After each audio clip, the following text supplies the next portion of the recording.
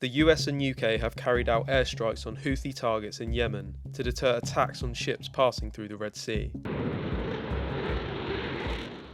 Missiles were launched overnight, hitting dozens of sites, with casualties reported in numerous regions within the Houthi-controlled area of Yemen. The strikes were also backed by a number of the US and UK's allies. The US suggests the strikes have hindered the rebel group's military capabilities, although the Houthis have said they are not deterred by the attacks, with the military spokesman stating in a recorded address that the strikes would not go unanswered or unpunished. US President Joe Biden said the strikes were in direct response to the Houthi attacks in the Red Sea. He said, "These attacks have endangered US personnel, civilian mariners, and our partners, jeopardised trade, and threatened freedom of navigation." UK Prime Minister Rishi Sunak, who is currently in Ukraine, added that the action was necessary and proportionate to protect global shipping.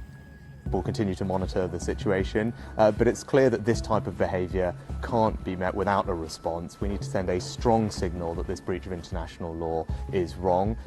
People can't act like this with impunity, and that's why, together with allies, we've decided to take this action.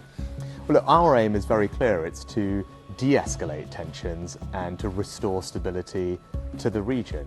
And that's why allies over the past few weeks have issued several statements of condemnation of what's happening, calling on the Houthis to desist. Indeed, just this week we've seen a UN Security Council resolution condemning what's happening and saying that states have a right to self-defense. We have acted in self-defense. It's incumbent now on the Houthis to stop carrying out these attacks, putting people's lives at risk and disrupting the global economy, which will also have a damaging impact on people's shopping and their day-to-day shopping when they go about their lives. That's not right. We've seen the disruption that's brought over the past year or two with the situation in Russia and Ukraine. We don't want to see that happen again, and that's why it's right that we've taken action.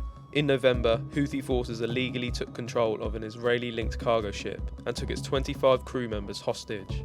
At the time, the Iran-backed rebels said they hijacked the ship over its connection to Israel and would continue to target ships in international waters that were linked to or owned by Israelis until the end of Israel's campaign against Gaza's Hamas rulers. In the UK, Sunak is under pressure from leaders of opposition parties to call a parliamentary consultation over the military strikes. And so I think it's really important that Parliament, whenever we use our military forces, has a say. I'm not saying we wouldn't support it, but I think it's reasonable. I think the public would expect there to be a provision of information from the government to make their case.